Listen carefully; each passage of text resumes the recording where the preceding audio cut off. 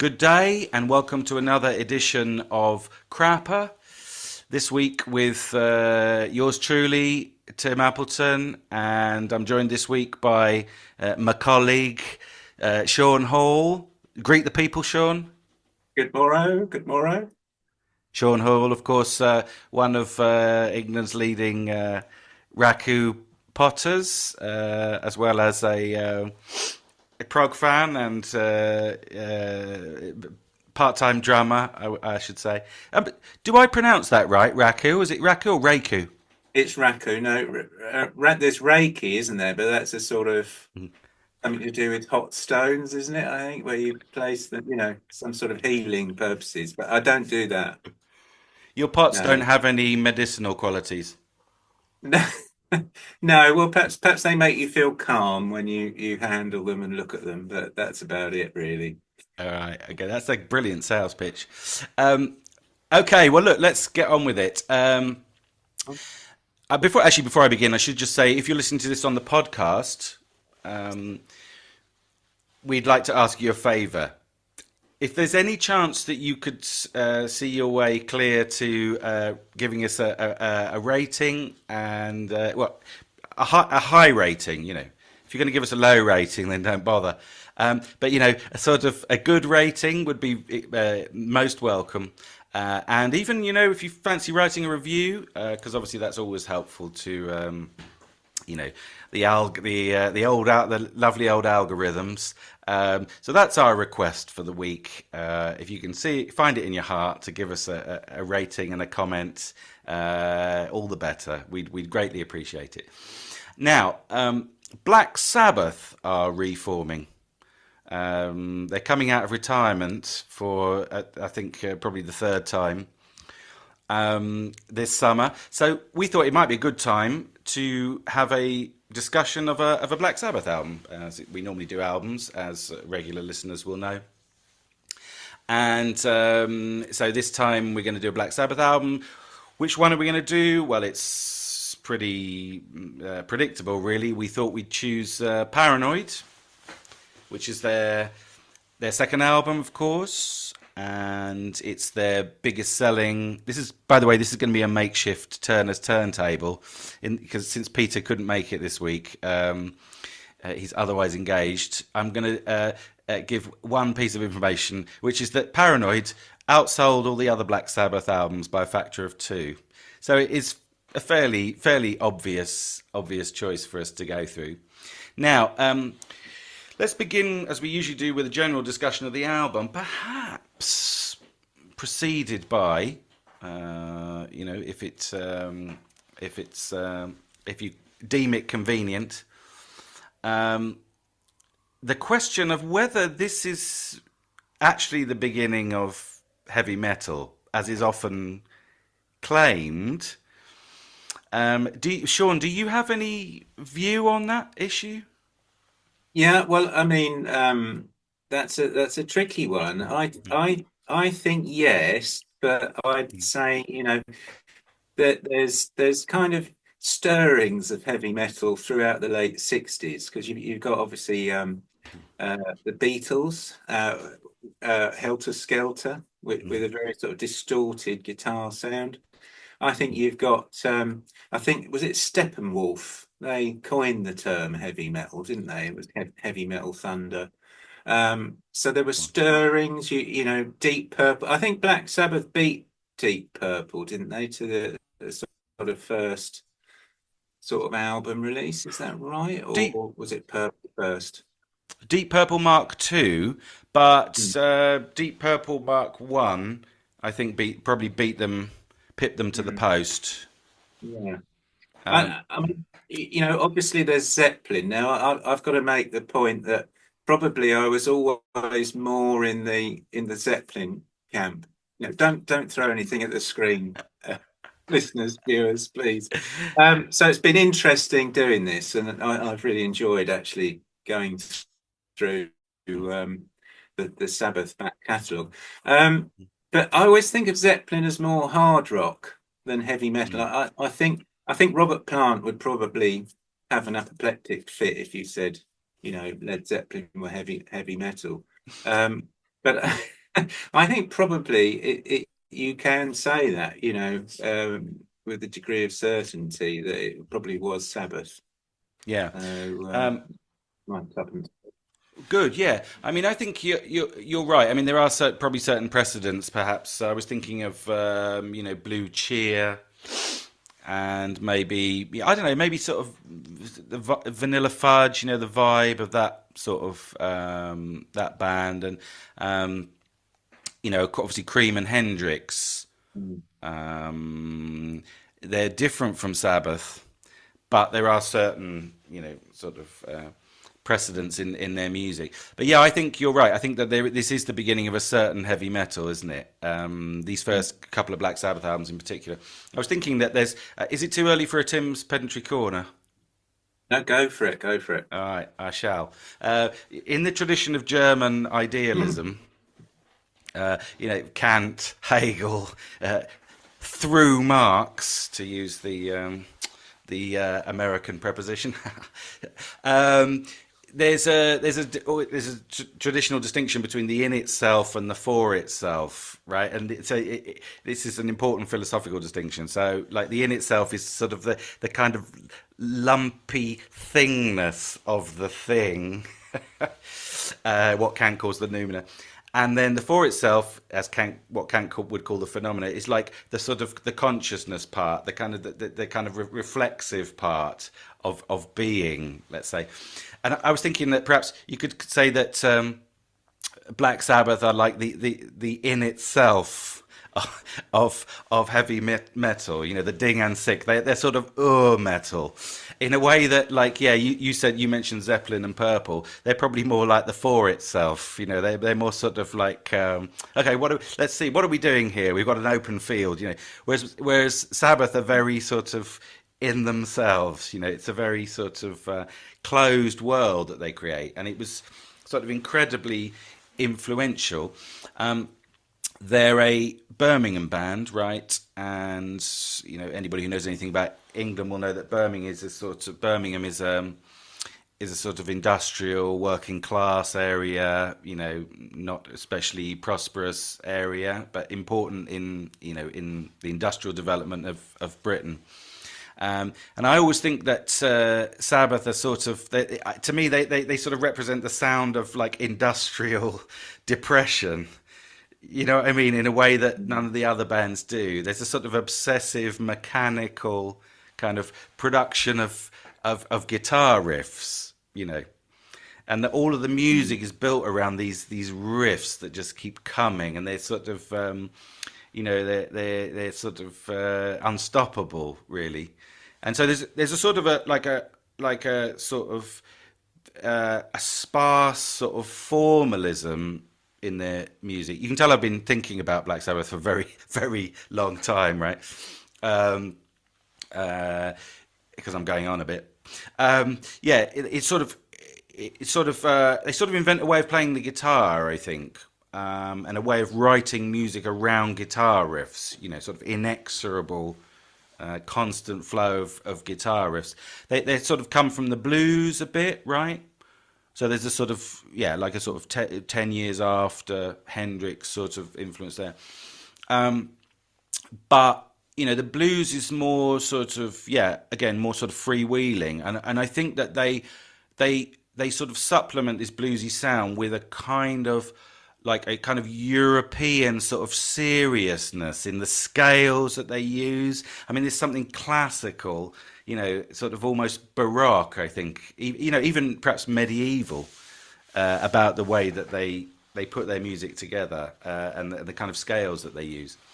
I was thinking even sort of, there's a sort of formal chromaticism sometimes, which is very European, sort of like European classical modernist music, nothing to do with the blues.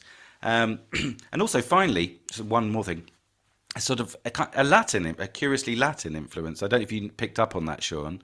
There's a certain like Latin rhythms and kind of Latin chord progressions, but I don't mean Latin in the American sense, but in the European sense. Right? It comes from sort of they use kind of flamenco chord sequences and things like that. But yeah, so I think they're sort of the first in a long line of heavy metal bands, leading up to sort of thrash metal, almost in death metal, where it's all in the guitar and it's very formal, you know, in a way that Led Zeppelin are not formal or Deep Purple. Do you know what I mean? Do you sort of uh, does that sort of resonate with you? What I'm saying?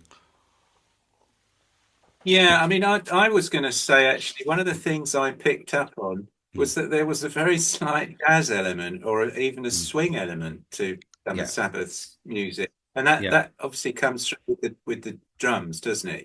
yeah, Um, mm, he's a very. I think if you'd ask Bill Ward, he'd say he was a like mm, all the greats of jazz, basically. yeah, Um, um, you know, particularly like the way he plays single stroke rolls and so on. mm, He's mm, just got a way of playing. You think, hang on a minute, mm, mm, that's got a bit of a swing to it, you know.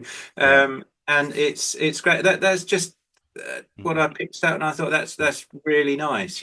I mean, mm, perhaps that gets filtered out of mm, heavy metal as it grows and develops. But I what I like about them, I agree with everything you said, really, that this album and perhaps the first three or four are it's a bit of a melting pot, isn't it? Or I thought of it as a blancmange that hasn't set of heavy metal. So I found this quite intriguing and interesting because mm, yeah, you could see it starting to form and set into something, but it's still all in the mix. mm, There's you know you've got elements of as you said, like sort of folk and classical. There's bits of psychedelia in there. It's definitely. all a bit of a stew, isn't it? Mm, So I mm, mm, I really like that. I think when later on they become mm, the definite article, mm, mm. I go off them. Sorry. I should do that actually, shouldn't I? Um, and Uh, scatter. I've got some ah, Epsom salt. So which shoulder did you chuck it over? Is it your is left? it so? Is this any time we're mentioning Oh Satanism? yes, You yeah. got you're going to throw some salt over your shoulders? The thing, So, if I throw it over that, yeah, no, that's fine, isn't it? Yeah, that's showing out on camera as my. I thought if it was reversed, yeah. I'd be throwing it over the wrong shoulder on camera. Sorry. Be a bit. Okay, yeah, carry on. That'd be like a play on Black Sabbath's inverted cross in the first album. Yeah, do it the other way round, and invoke the devil. Mm, You throw it over the shoulder because you're throwing the salt in the devil's eyes because the devil's right behind you. Is that I think right? that's it. I think that's it. Yeah, Yeah, exactly. that's very clever, isn't it? Mm. Um, well, yeah. Thanks very much for that. I like your blancmange metaphor. I think. So we've got philosophical metaphor and a culinary one. On the other hand, that's great. Yeah, I think you're. I mean, I'm tempted to come back. I mean, I think that you're right. There's a lot going on here, isn't there? And what's interesting about it, perhaps the mix comes from. And this idea has just occurred to me from what you were saying. Really, the mix comes from the sum of the contribution of each individual member because I think you're right. There is a strong jazz influence. Perhaps we can come back to that later. I mean, actually, I made a note of it here because I was listening to Geezer Butler's autobiography, and he said that Bill Ward was influenced by Gene Krupa, Max Roach, and Buddy Rich, which is exactly who you're talking about there. I think it's the sort of canon, isn't it? Right. Yeah, definitely. Um, but the jazz element, I think, comes from the drums. Hmm. And the classical element, I think, comes from Tony Iommi from the guitar, right? Hmm. Um, and I don't know what Ozzy and Geezer are doing, but they're doing something important, I mean, this is very much a sort of band of personalities, isn't it? Yeah. And it's sparse, their sound, and it's sparse because they play sparsely as a unit. Mm. And that's the second time I've used the word sparse in this podcast. Um, all right, good. Well, nice. Maybe we'll come back to the jazz stuff later, because there'll be plenty of opportunities. What about this album in particular? I mean, actually, you said that you go off them a bit later on when it becomes more sort of when the blancmange becomes fully set. Should we just keep this metaphor going for the whole conversation? But I was going to say, actually, whilst this is a logical choice if for a first discussion of a Black Sabbath album, Paranoid. Um, I actually think that personally, and Black Sabbath fans don't agree with this, and perhaps you'd be more with them on this, Sean.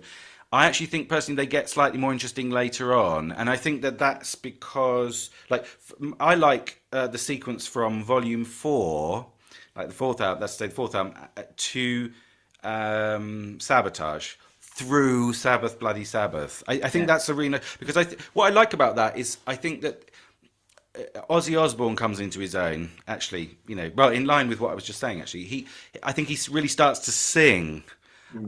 after the early album. He starts to really sing on the fourth album, and I appreciate them more once the vocal part becomes more important because I think that adds an extra dimension. And in these early albums, it's all guitar. It's all guitar, and the rest is like it's sort of ornamental almost. Mm. It's impressive, but it's somehow ornamental. And so I Mm. find these early albums slightly more monotonous.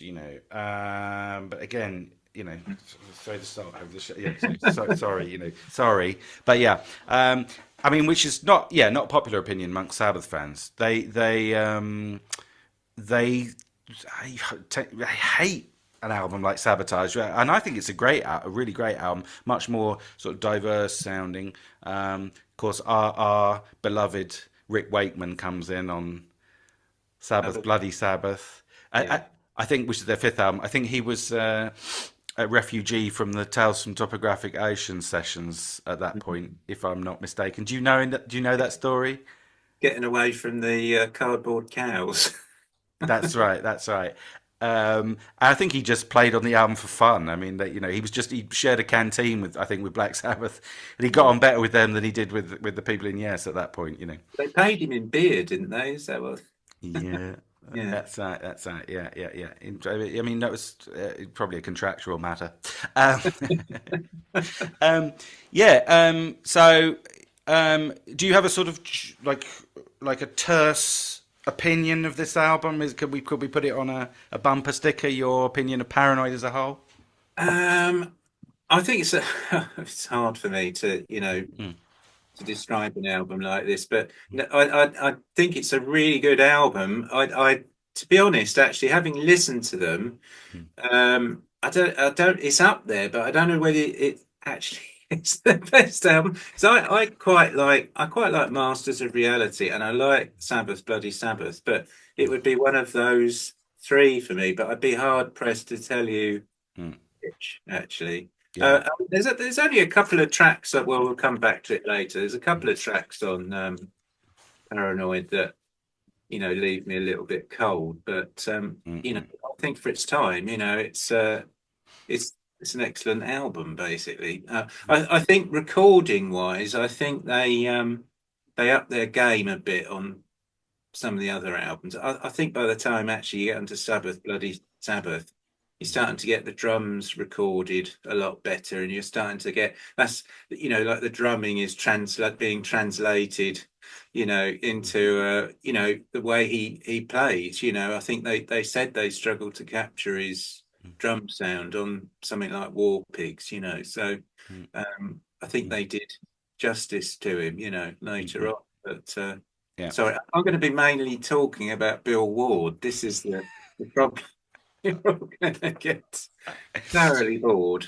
Yeah, no, no, that's great. I mean, because I haven't got too much to say about him, and I appreciate because they are all in, all of their musicianship is important, isn't it? I'll try and say a word for Geezer Butler at some Mm. point if I get. I mean, Geezer Butler is an amazing bass player, really. I was going to say for the time, but I mean for any time, really. He's Do so. you think that the rhythm combination that they get slightly forgotten? Those two, compared to say Ian Pace, Roger Glover, Bonham, Jones, etc. I think so. Yeah, they're more. Well, because it's interesting. They're sort of again, working class. They're team players, aren't they? Mm. I don't want to sort of fall into stereotypes, but they're very much putting together as a team here. So they're less virtuosic, aren't they? Geezer Butler and Bill Ward. I mean, it sounds absurd to say that because there's actually a drum solo on this album, but this isn't a drum solo that's. It's not an overweening drum solo, is it? It's sort of it's very quite brief, and then it's off. So yeah, I think you're probably right, but I think that they it's because they're sort of more in the service of the music, Yeah. than a Bonham or a Jones, or a Glover or a Pace. Weird. It's like a sort of like nonsense language. Okay. All right. Good. Well, look. I think that's probably enough on the album as such. Although, well, I had one final comment. Is it? Do you think this album is woke? It's well, actually, I mean, some of the subject matter, if you compare them to, say, Led Zeppelin, who are Mm, singing about by Led Zeppelin 4, it's pixies and dwarfs, isn't it? I don't know, mm, ladies holding lanterns and things like that. This is much more gritty, isn't it? And mm, there's, songs about Vietnam and mm, so on. It's sort of social mm, commentary, really, which is very unusual, isn't it? I mean, I mm. suppose, you know, it's you don't think of that in heavy metal, do you? You don't really think of that sort of subject matter until perhaps you get to the grunge bands, say like Nirvana or something like that, where that heavy metal Mm. that's the Iron Maiden. Sorry, Tim. Guns N' Roses. Who am I thinking of? Who would be an 80s heavy metal band that Yeah. kind of thing? What do you mean? Like one of the? You mean like Saxon or something? Well, Do you- Saxon, yeah. that sort of subject matter gets Mm, booted out, doesn't it? And then you've got, more mm, meaningful lyrics, so to speak. But yeah, interesting, yeah. isn't it? Yeah. Um, yeah, that's right. It's quite a lefty album, isn't it? And I think that caused them some problems at the time because it was, anti-Vietnam. But yeah, you're right. You don't get much political lyrics in heavy metal. Although, of course, there is a metaphysical element here where they start talking about evil, and then, of course, we go down, the Satan, the Mm. Satan path. It's that, it's that show, really. There we are. So there was a little salt throw there. I should. This is like for the podcast listeners. This is like commentating the cricket, isn't it? Sean's just throwing a little bit of salt over his shoulder. Yeah. So yeah, good. Oh, by the way, yeah, Nirvana were definitely influenced by Black Sabbath. Right. Yeah, yeah. That's a matter of public record. Um, all right, good. Okay, so let's go to Hall's Gallery. We had earlier. We had the worst Turner's turntable ever. Lasted about 4 seconds from me. But let's do Hall's Gallery. What's your thinking on the Okay. cover, Sean? Well, basically, this album cover is a bit of a balls up because they they wanted the album, I believe, to be called War Pigs. Is Hmm. that true, Tim? You're the more on the Yep. expert side. So you've got on the cover, you've got a man called Roger Brown who's dressed up as some sort of warrior with a shield and a sword, but he's got a sort of motorcycle helmet on and sort of pinky russety coloured trousers, and he looks like he's descending from a woods. So I don't really know what relevance that has. Man with a 1960s motorcycle helmet on and a sword and shield. What relevance that's got to do with Paranoid? But the story goes that the record company couldn't call it War Pigs because of the association with the Vietnam War, so it would hit sales in the US, I guess. Mm. So it was called Paranoid.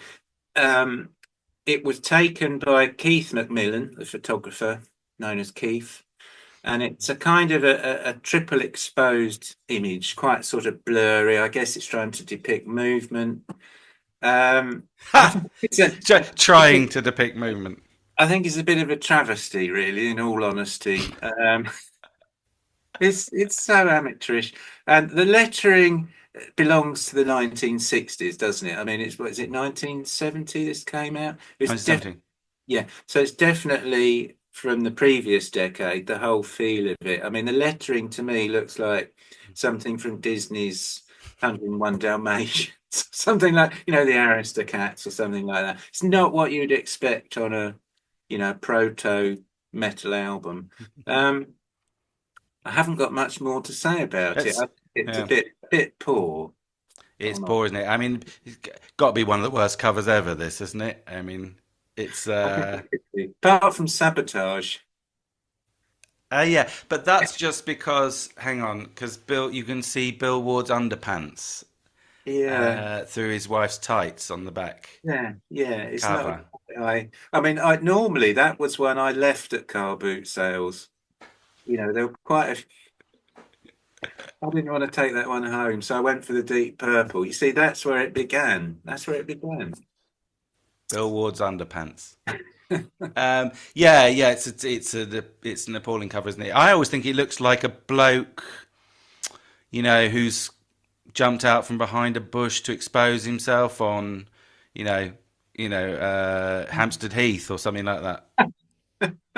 Which might have been literally actually what it was. I mean, that's sort of, that's where it was taken, wasn't it? I mean, Um, Oh all God. right, so let's move on from that then. Yeah.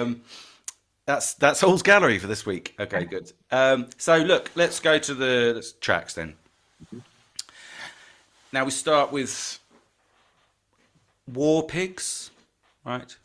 I always wonder why they didn't start the album with Paranoid. You think that would be a better opener than War Pigs? Well, they liked War Pigs. I think they put a lot of effort into it, and I Yeah. think Paranoid was a bit off the cuff, wasn't it? And it turned into a hit. So Mm. that's probably now we want this one. War Pigs. What was it? Walpurgis or something, wasn't it originally? Yeah, that's right. It was called Walpurgis. I Yeah, mean, that's it's a weird association, that isn't it? Because they changed it was called Walpurgis and they changed it to War Pigs because that mm, sounds like Walpurgis. And then they wrote a song about war pigs in the Vietnam War. I mean, yeah, what a weird, you know, freak. logic. What a weird sequence of events. Definitely. But I think that they don't. I mean, they don't understand what Walpurgis is, do they? I don't know if you've done any research on this, sure. I mean, It's the sort of ritual that witches do, like sort of no. cult Um, ritual. this is a common misconception. Oh, Geezer Butler thought that. And hmm. I think he thought that while he was writing it, and he thought that when he came up with the idea, and he thought he apparently still thinks that now because his autobiography just came out last year, and he repeated the lie that this is like a sort of witching version of Christmas or something, or a satanic version of Christmas. So, Oh, wait, okay. right, I've done it. But actually, it's not. It's a Christian festival because Walpurgis comes from Saint Walburga, who was like a European saint, I think, and it's around May Day. It was a festival in order to expel witches, right? Hey, I see. Yeah. So it's actually the opposite of what they thought. But I mean, I think really that probably sums up the ambivalence of their relationship to, you know, Mm. um, witchy culture, because they sort of, on the one hand, they're accused of Satanism, but actually they're all Christians. I mean, Geezer Butler's from a Catholic, Yeah. working class Catholic family. He's actually sort of is kind of a Catholic, basically. Sorry, what were you going to say? I was going to say this reminds me of Can Utility and the Coastliners, where they were singing about King, this Mm, bloody mm. thing of King Canute turning back the waves when he was doing the opposite. So Yeah, they Black Sabbath have gone and buggered it up, yeah. basically by getting their well Purgis mixed up. I mean, is that what Genesis did? Because I can't remember. Did they repeat the lie? They bought the Oh myth, did yeah, they? yeah. See the little man when his face turns red, so they're Yeah. saying, "Oh, haha, he Oh can't yeah. lose." That's my You're only you're right. that because I'm quite fond of that. But anyway, carry on, No, carry that's on. fair enough. Because can you actually? What's the actual story? He said to his followers, "Don't think I can turn back the tide. Not Yeah, I can turn back the tide." Is that right? yeah. I'm not as powerful as God. Basically, he was supposed to be this Got it. Christian king, well, an English Christian king. Slightly bloodthirsty one, though. Not Well, a You bumping people off, and you had to be, didn't you, at that time? are fond of rivals being murdered on the toilet. Spikes up the The chaps. Jacksy. Yeah. All right, good. Um, well, yeah. So yeah, you're right. So they're slightly like the lyrics are sort of off piste here. I mean, they've kind of come in at the last minute. It's a kind of busked theme, isn't it? The War Pigs. I think that the relationship between the music and the words on this one is weird because unlike Paranoid, which we'll come back to in a second, there's no relationship here, is there, between the words and the music, which I think is a sort of can be a problem. I mean, almost feels a bit like an extended jam that they have again sort of ornamentally laid the lyrics on and the tunes on top of afterwards. That's not completely true because Ozzy does come up with a melody, in the sort of in the hi hat, the famous suspended hi hat section. But I think it is through composed this, so it's a sort of proggy, almost like a proggy number, prog rock because everything is sort of it's composed as a totality again, right? But the music almost seems again like an in itself, like an and sick, and then the vocals and the lyrical themes sort of seem to come afterwards, a bit like we're dealing with a bit like Led Zeppelin often did, sort of starting with the band and then adding the lyrics afterwards. Do you have that? Do you have that feeling as well? Yeah, I mean, to be honest, I actually really like this track. It's one of my favorites. I think that What do you like about it? I, I I think it just grabs you from the start. It now the sirens were, I think that's an incredible way to start a track. Although that was added on, wasn't it? That they didn't put that in. That was the use of sticking that in. But Mm. it's just so bloody atmospheric. And I think perhaps you know, didn't Geezer Butler say that at the time, although national service had ended, there was a sort of, he said there was a sort of feeling amongst his generation that if Vietnam went tits up, we'd end up Mhm. get, young men in Britain would end up getting called up, and he was sort of dreading it. So He was probably right about that. yeah, I mean that was old. That was not Heath. It was Wilson, wasn't it, who kept Britain out of it? I think, wasn't it? Was it? Yeah, Yeah, might have been one of the best things he ever did. yeah. Apart from the Open University. Yeah, don't forget that. Yeah. Mm. Still better than what they do today. Anyway, Yeah, a little bit of politics. a little bit of politics for me. But Mm. if I could just, because I often say this, I'm an old ex-drummer or an Mm. old ex-part-time drummer. Mm. Um, the way Bill Ward plays, Mm. around the sort of the riffing Mm. of the track. I mean, there's so much space for him to throw in fills, and there's some quite frantic drumming, I'd say, on this track, which adds to this. Mm. You know, Mm. and he's got his single stroke rolls and his triplets, and his bass drum again is incredible on this track. You've got that you mentioned earlier, that sort of hi hat, that sort of jazzy sound. I just think that it's like a sort of latent energy to this track, Mm. which maybe it's a sort of what would you not back to paranoia, but there's a Mm. feeling of angst and you know in Absolutely. it's hard to sum it up, but I've always been fond of this track. Yeah, I think. That's interesting. Yes, I know exactly what you're talking about. Curiously, I mean, because you said, "Oh, I can't put it into words," but actually, I know exactly what you're talking about. It's does he remind you of Michael Giles at certain Yeah, points? because he plays fills that you're not quite sure how they're going to end. It's like it's always teetering on the brink of Yeah, total, you know, anarchy almost. failure or anarchy. Yeah, that's right. And I Mm, think he himself said he said he's not the greatest timekeeper. You know, he's not a Ah, you know, um, mm-mm, but mm, I think he fills the space so well. In this band, and mm. Geezer Butler's bass is incredible. I think on this track, he's Yeah, quite musical, I'd say. So yeah. it's just a wonderful track. Yes, it's quite a. This is interesting. This is it's quite a. I agree with you. It's quite a drummerly track. This, isn't it? And do you remember we talked about Whole Lot of Love? And I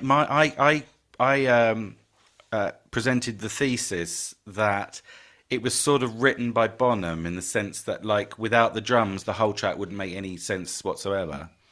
Mm.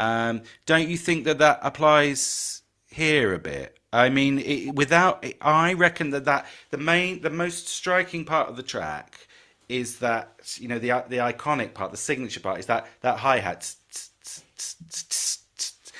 Mm. That's him, isn't it? He just jammed that, and they all went, "Oh, that's good." Yeah. So it's like almost like the track is sort of written. Like the most important segments of this track are written by the drummer, which is very unusual. And I think I do wonder whether they knew Mm, uh, the significance of they understood the significance of Billboard because they mm, did. He's somebody I think they were quite overly affectionate towards. I mean, it's not probably not the right time to start mentioning various incidents with the award involving spray paint, etc. And They did try to kill him several times. yeah, but you wonder whether it's sort of like they're like children, aren't they? And Mm, it's mm. often high jinks, isn't it? Picking on someone, but I That's do right. think that he was incredibly Mm, important to this band. Up that's right. up well, maybe they all ended up taking too much drugs, essentially. Yeah. And I think he mentioned on a later album, didn't he, that he just couldn't get the drum part on a certain track. Mm. But they were all either too stoned or drugged up or drunk, basically, by that point. But this is where they were, fully compos mentis, and it's great. Right. It seems like they were for a little while, not high. So right. So this is a yeah. So you like this track? Yeah. I mean, I do like it. Obviously, I'm not. It wasn't. Didn't mean to be critical. I think that it's quite exciting. But I know what you mean. That sort of there's a bit where they go da dum, and he's doing those fills, isn't he? When he first comes in with the fills after the and he's almost slightly ahead of the beat or behind the beat, and it's sort of tottering, isn't it? And Yeah, it's you feel like that's because he's like he's nervously energetic, yeah. and that is the sort of Michael Giles from King Crimson kind of sound, isn't it? And I think you're right. I think that this would be half the track it is if it wasn't for the drumming, really. Yeah. Um, It's so you're it's also yeah. Yeah. But also, I mean, his drums on these early albums, his drums are also tuned quite high, aren't they? He's got a Mm, very sparse kit at this point. I know he added lots more drums later on, but mm, he's got a particularly mm, jazz sound, I'd say. Like he's mm. Tom. You know. Yeah. So yeah, Mm, I love that. I love the fact. mm, I'm sure if it had mm, been recorded 5 years later, it'd mm. be thunderous. But Yeah. rather enjoy that. Yeah, I think you're right. I think it's got some great moments. This track, I wouldn't say this was my favorite Sabbath track because I feel like it's too, as I say, it's sort of I find the writing a bit too sort of formalistic in a way. Like it's not quite the range of experiences, like sonic experiences you get in this track are not, it's not quite broad enough, I think, to hold my interest. Although I do think it's great. And I think that really that section around the hi-hat, the solo hi-hat and what comes afterwards, and then the way they add in those chromatic chords, da dum da dum da da da da da, you get a sort of, as I said, this sort of classical, almost like a classical formalism there. And I think that's very original, and there's a lot of interesting stuff going on here. I think there are moments where I think it's like I feel like it's a slight wasted opportunity. Also, I've put here slightly prosaic lyrics, treating people just like pawns in chess. You know, Yeah, uh, they leave that role to the poor. Although I mean they're right about that, but and generals gathered in their masses, just like witches at black masses. The repetition of masses seems unnecessary.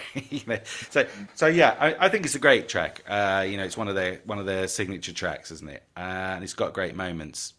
I just think it's not. I mean, it's not my favorite track on the album. I would say that's all. All right, good. Shall we move on to Paranoid? Now, this is one of my favorite tracks. It's not my favorite track on the album. I'm not going to do any spoilers. Spoilers, as if. Anyway, but yeah, this is one of my favorites. Paranoid. I think this is brilliant. This track. It's funny, as you said, that they wrote it in 5 minutes. That's the myth, isn't it? That they just wrote it. They all wanted to get on with eating their cheese sandwiches, and Tony Iommi says, leave this one to me, sort of thing. Then he writes Paranoid, in half an hour or something. But I think that as I was saying before, I think that this works better as a track. Okay, we're gonna get some stick for this, right? But I think this works better as a track than War Pigs. I know it's the hit single, and so people, don't trust it. Even the band didn't trust it, did they? As you were alluding to earlier. They thought they were sort of selling out a bit, and they should stick with their normal fans, their proper fans, and not try to pursue chart success or anything like that. And as we say, it was written very, very quickly. But this has more about it of what I like in a track, which is that I think it's more programmatic, because there's this sort of mirroring between the words and the track, the music. And I think they thought that was not intentional, that was an accident. Almost as if the lyrics to War Pigs were more thought out because they spent more time on it. But I actually think the lyrics to War Pigs work less well than the lyrics here, because the lyrics here are about a paranoid, right? Paranoid schizophrenic, presumably. Now, the thing is that my feeling here is that that main riff is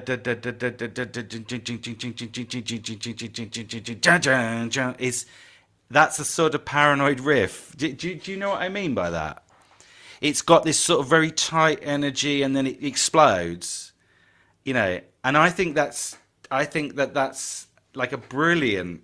There's that mirroring between the words and the music there is brilliant. It's almost unconscious, and I think it's probably, to do with the fact that Geezer Butler might have had. I don't know if this is libelous, but might have had sort of some paranoid tendencies. I discovered, this is a bit more serious, but I discovered that he was a cutter, as they say, right? So when he was younger, he used to cut himself, which is a sign of borderline, of being borderline, and also because he said he'd stop one day because he cut himself so deep, he bled so much he got a bit scared. Now this is not like normal behaviour, right? And also. He had hallucinations, which he talks about at length, and in fact, like some of his hallucinations inspired some of the witchy imagery and stuff in some of their other stuff, and even the satanic imagery in some of the other stuff, right? I think the song Black Sabbath was about a vision that he'd had, and the words are about "I had a vision," So I think he was probably the right person to to come up with this track. I'm surprised that he's so unappreciative of it. But anyway, maybe it's too it's too close to the bone. Excuse the pun. What's your feeling on this one, Sean? Do you share my passion for it? Or? I don't mind it, but to me, it's a bit like when you hear "You Really Got Me" or "Whole Lot of Love." If you heard it for the first time, and I did hear it when I was younger, obviously, and I liked it, but it doesn't. It's what can I say? It doesn't. I don't gravitate towards sometimes. Like it's a good song, but that just doesn't interest me in the same way as say War Pigs does. You know, to sort of get my grey matter into. It slightly reminds me a bit of Steppenwolf again, Born to Be Wild. There's something about it, whether it's the beat, but it is quite a tricky beat there actually to keep going. You know, it's a relentless driving beat. I think you've got to be a good drummer to stay on that. So Yeah. actually, I think he is a good timekeeper, Bill Ward. So I think he managed to play this. Um, Mm, but wasn't there there's a story about it that I think it mm, was the stories put about that it was a song that encouraged suicide attempts mm, because it mixed up with the lyrics, wasn't it? I think it was mm, I tell you to enjoy life. mhm, But people were hearing I tell you to end your life. So, mm, oh God, it's a bit like mm, Dennis Wilson and Charles Manson again, isn't it? That awful yeah, song. So, yeah, but imagine that, if mm, you did mm. try and do that and you went up to the pearly gates and St. James was standing there and he said, "You stupid idiot." You Yeah, you completely misread the lyrics. I mean, yeah. if you read it grammatically, it's almost impossible because I tell you to enjoy life, I wish I could, but it's too late. It's not. I tell you to end your life. I wish I could end my life, but it's too late. That wouldn't make any sense. So it's difficult to feel Yeah. too much sympathy. But yeah, I know what you mean. Yeah, it's one of a long series of lawsuits against the band. I think over the years. Um, yeah, right. Okay, but yeah, so this is a different. You're right. This is a different drum feel, isn't it? So Yeah. this is the least jazzy drumming on the album. This is where it's at. They sound like new wave of British heavy metal stuff, isn't it? Almost like punky and post-punky metal, i.e., new wave of British Nwabum. Yeah. Which is one of your favourite initialisms, I think. And yeah, so that's probably why you don't like it. You're. I don't mind it, I don't mind it. It's just not my favourite track on the album. Are you worried about offending the Sabbath fans? Yeah. All right, good. Lovely. All right. Well, look, let's do Planet Caravan then. Now, interestingly, this has got the same chords as Paranoid. Because I think there's three rewrites. There's three iterations of Paranoid on this album. This is the second one because it's like E minor D. Um, I think that this is. I find this one a bit monotonous. I don't think. I think it works as a sort of interlude. But later on they started writing, as I said before. I slightly prefer the later stuff. They started writing proper ballads later on. The track like Changes from Black Sabbath Volume 4. I think it's a beautiful song, and I think it shows that they can really write and sing. And this is just a sort of mood piece. I think. I do like the words. I think they're quite funny. It's like going out for a date with your girlfriend, but instead of going to the pub, you float around the universe. That's quite a nice little theme there, isn't it? And yeah, but I don't think this is a terrifically interesting track. What do you think about this one? Like this. It's very it's very sort of hippie-ish, isn't it? I mean, it is like as you're talking about, programmatically. I can understand why they've stuck it in after Warpig and Mm, Paranoid. It is a come down track, isn't it? mm, And it is. I think there's some interesting sounds on it. There's a very mm, there's a sort of background sound. I'm not sure if it's a a flute or something played backwards, but there's some very strange, definitely more of the late 60s than the coming decade, I'd say, on mm, this track. It's mm, it's I think mm. it's what I'd describe of stoner jazz. It's sort of like, you're about to, you know, smoke a Camberwell carrot or something like that. Yeah. Um, so yeah. That's a With Nell and I reference there for But younger viewers. it's a shame. It's a shame Peter's not here Mm, because I think Tony Iommi, what a versatile player he is. mm, mm, Uh, I mean, let's be honest. mm, You can count mm. number of physically disabled guitarists on about three fingers, And can't you? I had to get that one in, and he was inspired by Django Reinhardt. This is Peter's territory. He's not here, so I've got to uh, say, speak up for this. yeah. And he said, basically he was Mm, played Django Reinhardt by mm, someone at work, at the mm, steel mill after he'd chopped his couple of his fingers off or whatever it yeah. was, Yeah. and he said, look, have a listen to him. He's only got a claw for a hand. You've still got your bloody fingers. Like that. So he Yeah. said that really inspired him, and he does play a sort of jazz-inspired solo at the end. Maybe it's the old jazz thing, isn't it? And you got congas on it as well. I think. Do you know what I like about it is it's unexpected. You Mm, don't think that Black Sabbath would do a track like this, and I think that's what I do like about this album, that it's still very diverse. The mm, jelly hasn't set, mm. and there's little things like this sneaking onto the album, and I was quite pleasantly, Jelly is it now? Jelly is it now? Not even blancmange anymore. and I love that about this album. It's not set in stone, is it? But there you go. Yeah. They Yeah. Yeah. apparently they played it in space. They actually did play it in space to some astronauts. It was like their wake up call. I think NASA. Yeah. Yeah, They would have struggled to see the relevance, wouldn't they? Those poor astronauts. yeah, I know, I Yeah, know. better than playing them paranoid, I suppose. Yeah, especially that those two that were stranded recently. Anyway, Yeah, no, I think you're right. I think I'm being a bit mean spirited. I think this is quite a nice track. I tell you what, that's a terrible. You're right. That's a terrible leaving present, isn't it? You chopped your fingers off on your last day in the factory. What can we get him for a leaving present?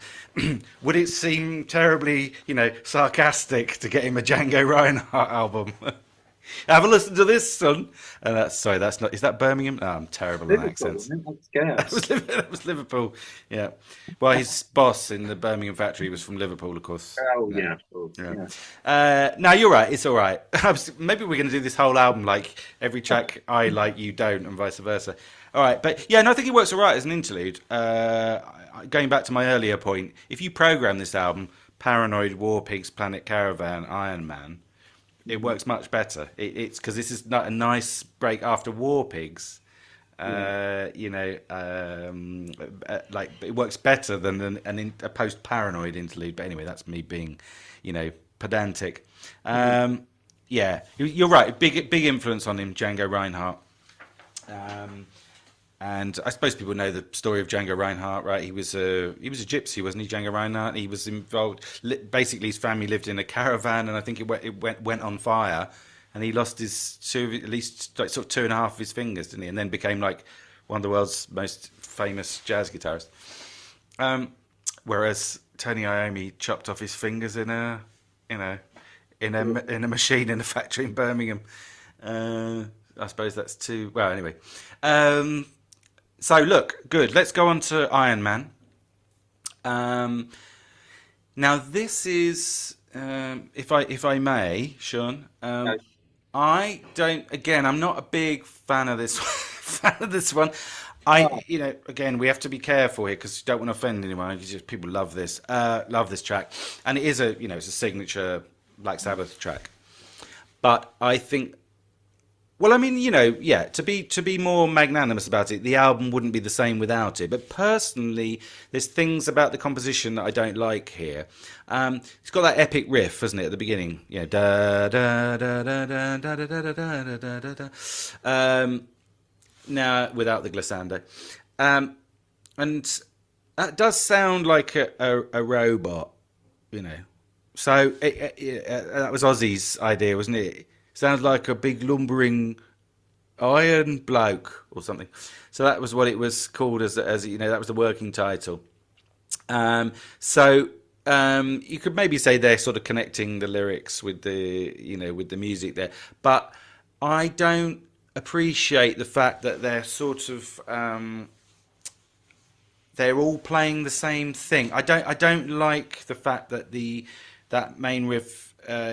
Tony Iommi comes in with the riff, and then Geezer starts playing it, and then Ozzy starts singing, and he's singing the same tune as the riff. I think that it's sort of I don't want to sound nitpicking, but I think it's sort of slightly unimaginative, you know. And so for that reason alone, it's not my favourite track on the album. I think it's sort of quite fun, but I don't think it's a brilliant Black Sabbath track. This one. I have another complaint. And I think this maybe goes back to something you were saying earlier about Bill Ward not being the best timekeeper. I don't think he's a bad timekeeper, and you're right, that paranoid beat is really difficult to play. By the way, because, oh God, sorry, parenthesis, because that paranoid beat is in simple time, and it's not in compound time. Compound time is a swing. You got sort of three beats to every one, one beat of the bar sort of thing, rather than two. So simple time is more flat-footed, and compound time is swung, and he can't swing that paranoid beat. I mean, even if he wanted to, it'd be too fast, And so that this hasn't got that swing in it that you liked, which that sort of jazzy swing. But I think his drumming is not very particularly successful on this track because, although I don't think it's entirely his fault, but they're all speeding up basically, and he's having trouble keeping the band together on this one. The track actually speeds up. I don't know if you noticed that, and he's always trying to drag them back. So it's not a terribly good band performance. This, I think, the tempo's a bit varying. That's my feeling. What do you think on that? You're going to say that you love this one? yeah, I have no problem. I'm going to stick up for the Black Sabbath. I think Bill Ward he says he plays slightly behind the beat. That's but then again on this track he's got these frantic rolls, hasn't he? And he's got this bass drum. He's another one like Bonham that his foot could be preserved. I mean, he sounds like he's playing twin bass drums, which he does later on, but not on this album. So, Are you suggesting that they induct his foot into the Rock and Roll Hall of Fame? That'd be a strange ceremony, wouldn't it? chop it off and mummify it and stick it in. Yeah, people could wander around it like Mao Zedong. And this was one, I think. Bill Ward said that, or Tony Iommi said that he started playing the beat, and then the riff came from what he was playing. Right. What Ozzy said about a big Iron Man wandering around. But I really like this one. I mean, it's a ridiculous lyrically. It's loopy, isn't it? What's it? I think the lyrics are kind of hilarious because it's about an angry Jesus, isn't it? Yeah, an angry Jesus, a man traveling into the future, witnessing the apocalypse, being turned to iron somehow in an accident, and then being really, people laughing at him, and then becoming vengeful, as you would. Well, you would be really pissed off, wouldn't you, if you turned to iron? I mean, Yeah. uh, Yeah. um, so yeah, and you've got the Doctor. I'm going to get a plug in for Doctor Who. You've got Ozzy. We need a Doctor Who jingle, don't we? And it was speculated that he used a ring modulator like the Radiophonic Workshop did for the Daleks. But apparently he didn't do that. He didn't do that at all. He sang through a metal fan, which is quite dangerous, I would have thought. You know, you could electrocute yourself, couldn't you? Yeah, yeah, yeah, So, yeah. this was used. Have you ever seen the Marvel Avengers films? Have you Oh, seen them? I get lost because I don't. There's so many of them. I don't know which one is which and who's in what. First And one is the best, the Iron Man #1 with Robert Downey Jr. ah, At the end, they play Iron Man, and they've got these incredible sort of 80s wireframe graphics. And my son Eddie, who's not so little now, he loves this, and he wants to learn it on the drums. So I've now got to teach him how to play completely out of time and speed up and slow down in the wrong places. But anyway, he announced the other day he wanted to learn this. So, you know, he must be doing something right, Bill Ward, to sort of excite a 13-year-old. So that says something, I think, you know. yeah, yeah, yeah. That's fair enough. Well, Godspeed, Eddie. Godspeed. I'm not suggesting that Bill was doing a bad job here. I just think the band are out of sync with him, and he's having trouble. Yeah. He's having trouble keeping them in line. You can't imagine John Bonham would have that trouble. Because John Bonham, he probably cracked the whip, didn't he? I mean, John Bonham is sort of the opposite of Bill Ward, probably in terms of temperament. I would I think. would have thought so. I would have thought that. I think John Bonham just liked his drink, didn't he? That was the thing. A bit too much, really. What Was killed? he? He was Brummie as well, wasn't he? Yeah, From yeah. I Birmingham. mean, they were mates. You know, there's supposed to have been a jam session, isn't there, between members of the two bands? Oh, really? There's an unreleased session. They think that Zeppelin dropped in during Sabotage while they were doing, but they were all a bit high, I think, weren't they? While they were recording Do you Sabotage. know? I did not know that. I thought I knew most things about Black Sabbath, but that was one thing that I didn't know. But yeah, Bob Bonham did like Bill Ward. You know, he thought he was a great drummer. So He rated him. I can't imagine the other members of the band bullying Bonham. Can you? You know what? no. What were you going to say earlier about them bullying Bill Wood? Because you said they were like children. Well, you know, like poor old Bill Ward. I mean, they'd pick on him, wouldn't they? So there's a few incidents, isn't there? Of didn't they try and set his beard on fire? And it I I think that was the least of it.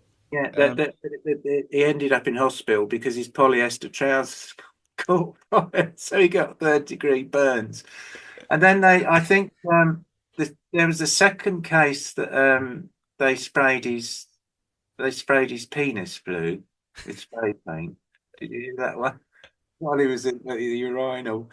And the third one was they sprayed him gold, didn't they? When he was, taking all his clothes off, going to bed, sprayed him gold and blocked all his skin pores up, and he had a seizure.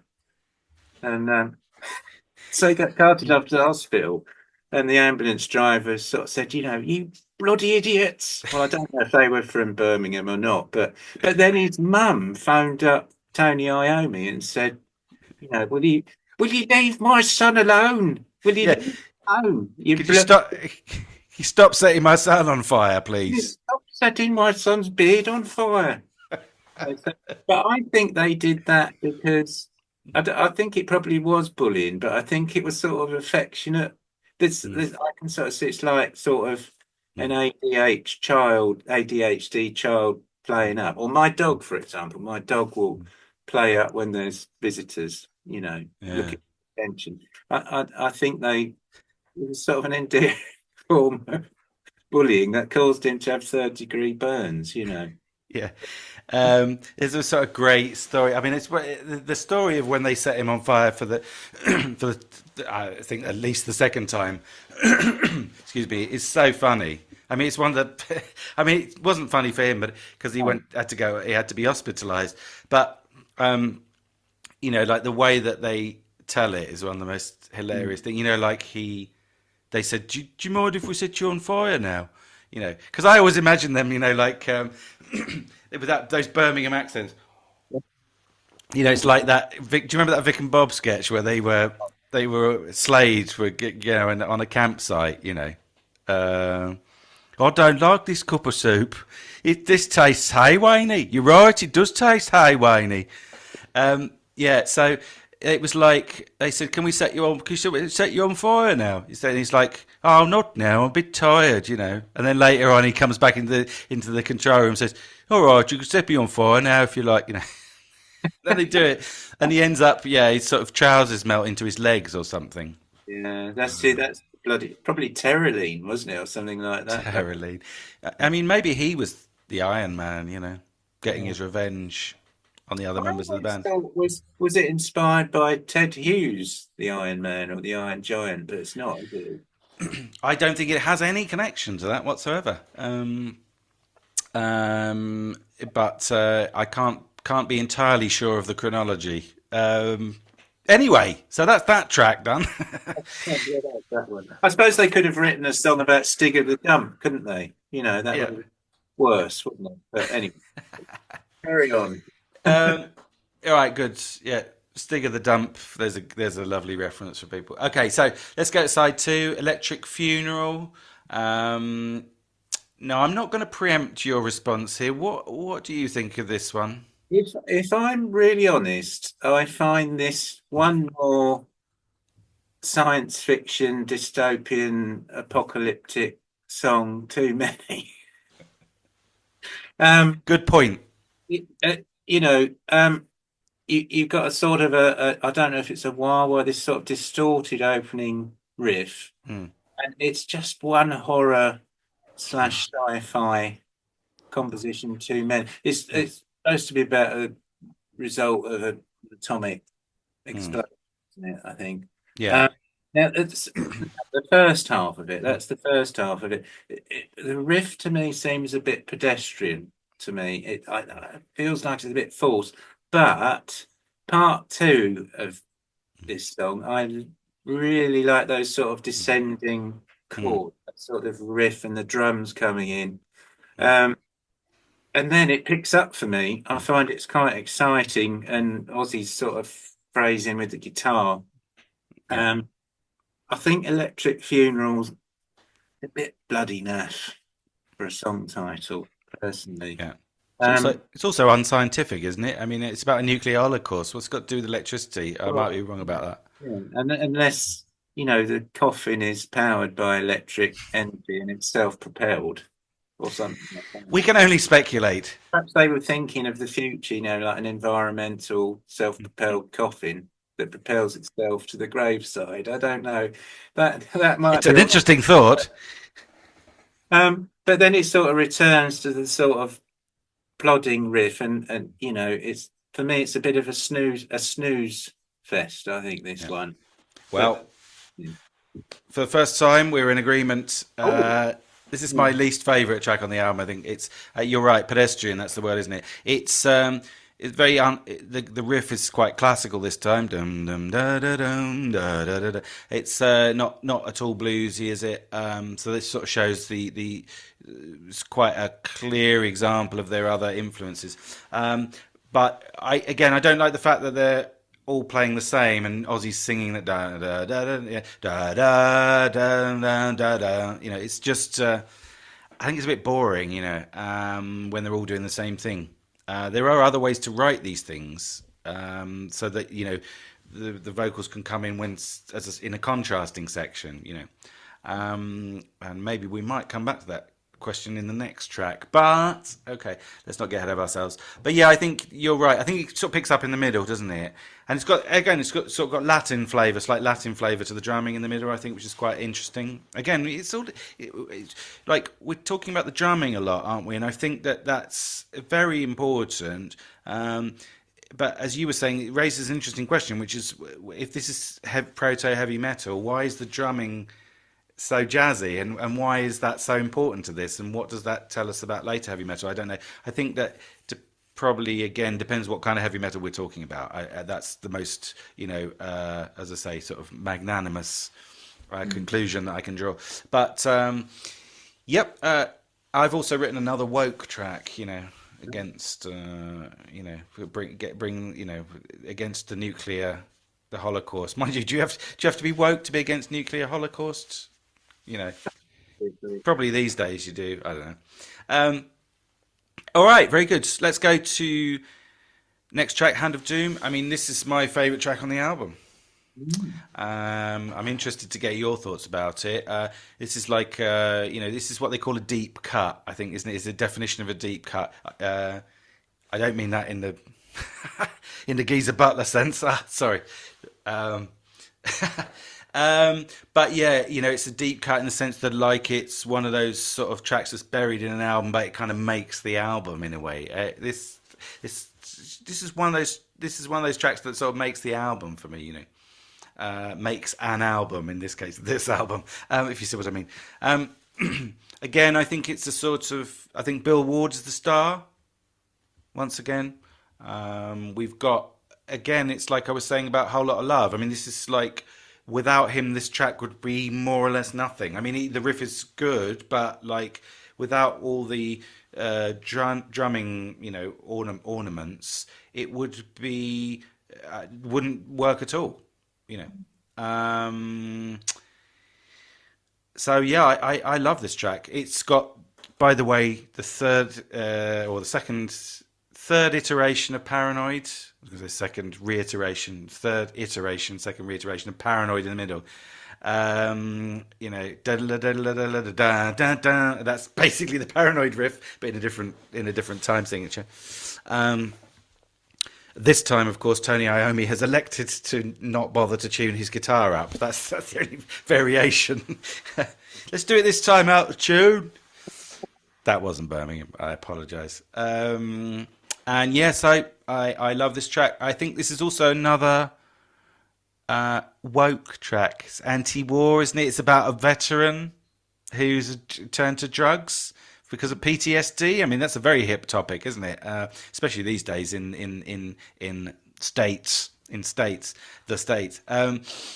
Let's not get too much into that, but yeah, I love it. What are your thoughts on this one, Sean?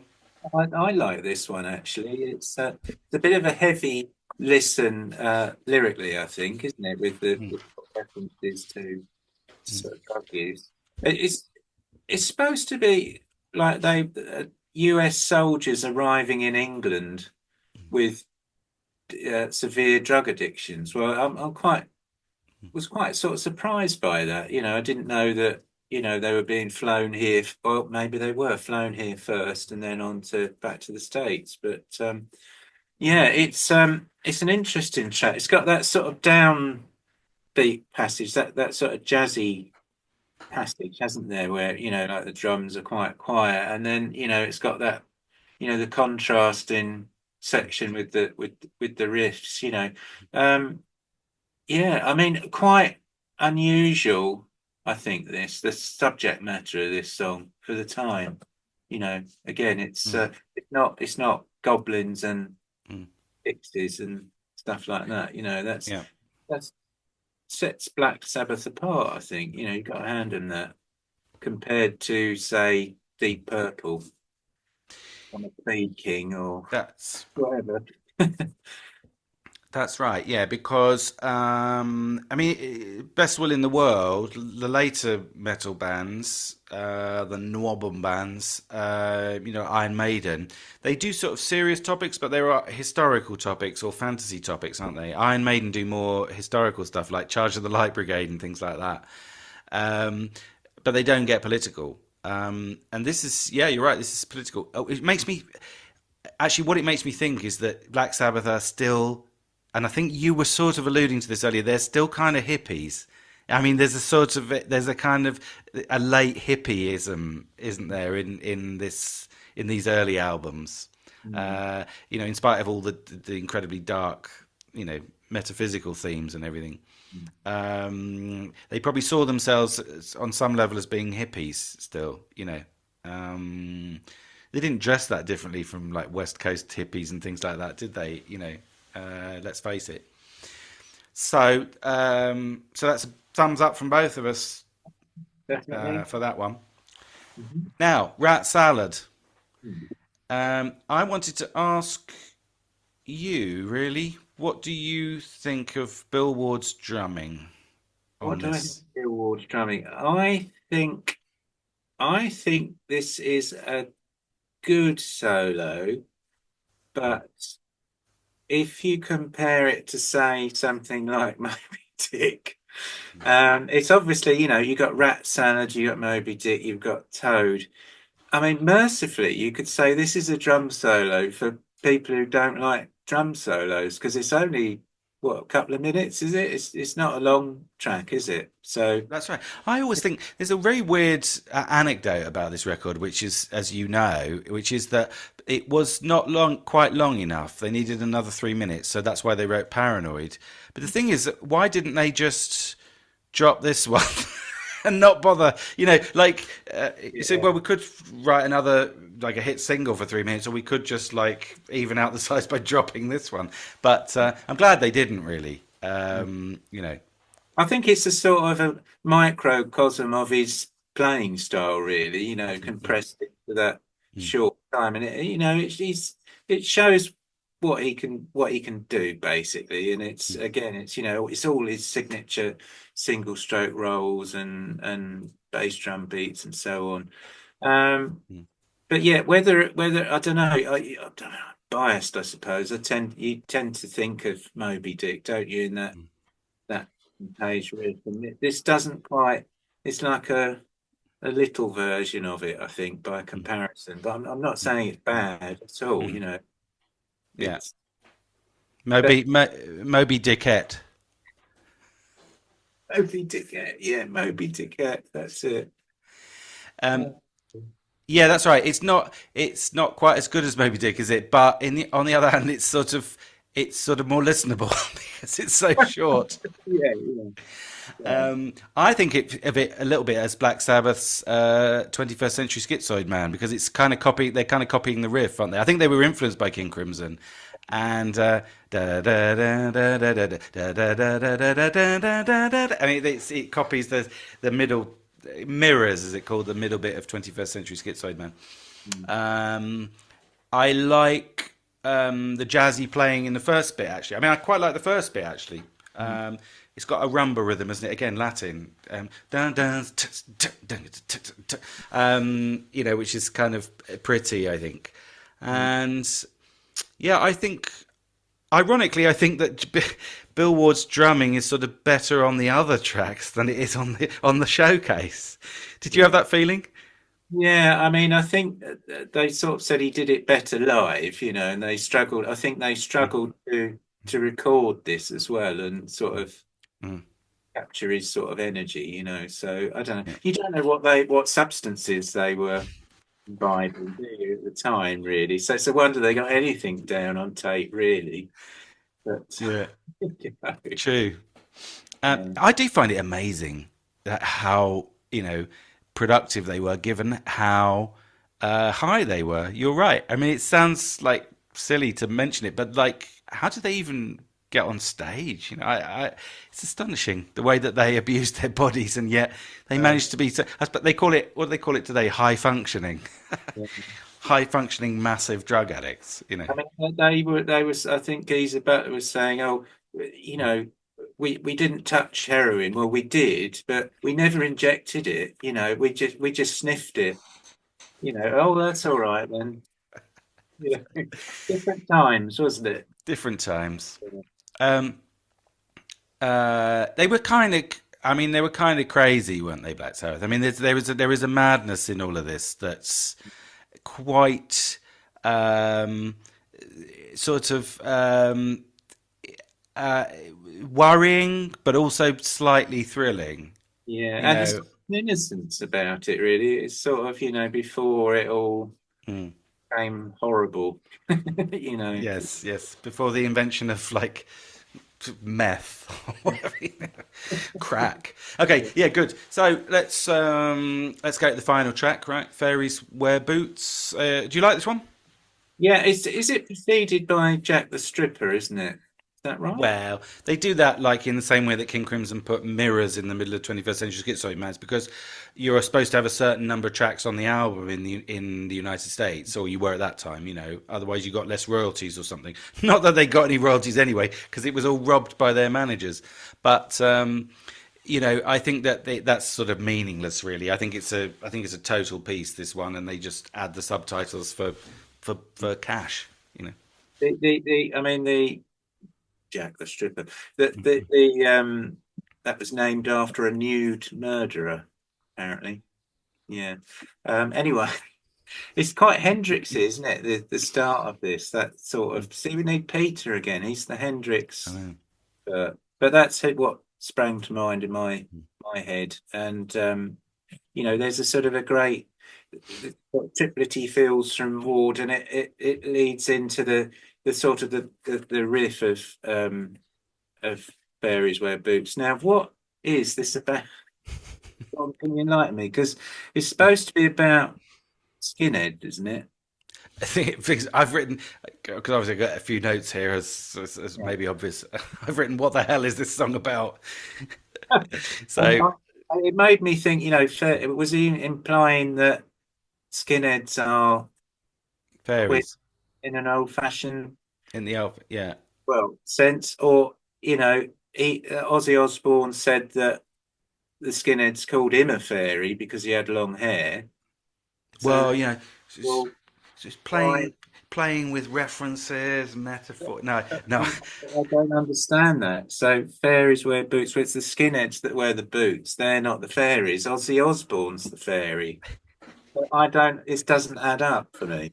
But then he did say it was about LSD, and I it. think I, I Yeah, think that's it, isn't it? It's about an acid trip, isn't it? Basically. I think that's it. But I do like this, and again, it's there's something jazzy about it again because that sort of beat Bill Ward's playing. Dun, dun, it's got sort of a grace note or whatever you'd call it, but it's a sort of a swing beat almost. So Yeah.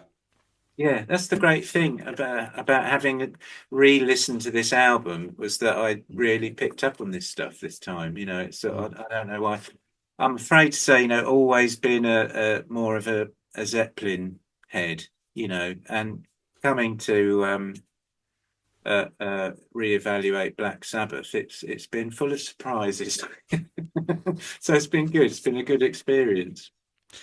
That sounds like a concluding remark. I know we are reaching the end now, but yeah, I think that's right. And it just takes us back to what kind of heavy metal Black Sabbath are and what kind of heavy metal Led Zeppelin are. The in itself or the for itself. I think it's a different kind of proto metal, isn't it? And you take your pick really. In a way, I sort of prefer Sabbath, but I think it's just because no, I don't know. I mean, there's slightly more diversity in the Led Zeppelin approach, I think. So I think on balance, I think I'm with you. I think I would take Led Zeppelin over Sabbath, but I do really appreciate Sabbath. By the way, I'd take either of them over Deep Purple, but I mean, maybe. I'd take all three over Uriah Heep. Good point. Yeah, yeah. What can I say about Fairies Wear Boots? Yeah, I mean the story is totally weird. It's about an acid trip, I think, but like there was this, as you said, the title seemed to be a reference to a fight that they'd had one night after a show, in I don't know, Bishop's Stortford or something. I mean, I don't know where, somewhere in in the regions, in the provinces, and Geezer Butler and he said, you know, there's a bunch of skinheads outside. They've been threatening me, calling me a fairy, and so yeah, they had a big fight apparently, and it was just before they went into record the Paranoid the album, the Paranoid sessions. So like they went into the first session day apparently with black eyes and everything. Apparently Ozzy grabbed a hammer and Tony Iommi went out and punched someone, and then he was set upon, and he said, "Hit him with the hammer, Ozzy." But before Ozzy could get to, could strike the decisive blow, he was sort of accosted from behind, as it were, by another Skinner. I mean, I don't know, but that seems to have had something to do with inspiring this track. But I mean, I think that's really, it's a very sort of like lateral thing. But yeah, I think this is a nice bluesy track, isn't it? More bluesy, slightly more conventional, and I think it's nice. Could almost be a Jethro Tull track. I was thinking an early Tull track, because we haven't really talked much about Tull, but of course another Birmingham band, with elements of sort of riffage, Sabbath type riffage in their music. And I just think it's got a really nice vibe and a nice feel. And this track, it's kind of a nice album closer. I think it ends the album well. For some reason, by the way, ends it sort of inexplicably on a Metallica riff. Da da da da da da da da da da. I mean, Metallica just lifted that for Whom the Bell Tolls. They must have just thought, "Oh, that's good. We'll have that." So it's all the same round of beggars and thieves, isn't it? Blues, hard rock, HM. All right, good. Well, I think we've completed our journey. Journey might be too good a word, but I agree with you. It's been fun going back and looking at this, because these were big. I was big on these albums as a youngster. I don't mean that to sound denigrating, but I did. They meant a lot to me when I was a kid. And you go back and you think, oh yeah, there's a lot in this that I wasn't entirely wrong. My the teenage eye. All right, so there it is. Yeah, possibly the beginnings of heavy metal, or not. Black Sabbath's Paranoid. Thank you very much for joining us. Thanks to you, Shaun. Cheers. Good evening, everyone. And we'll see you on the next Crapper, which should be coming up next week. And yeah, thanks a lot, and we'll see you all soon. Bye bye. Bye bye.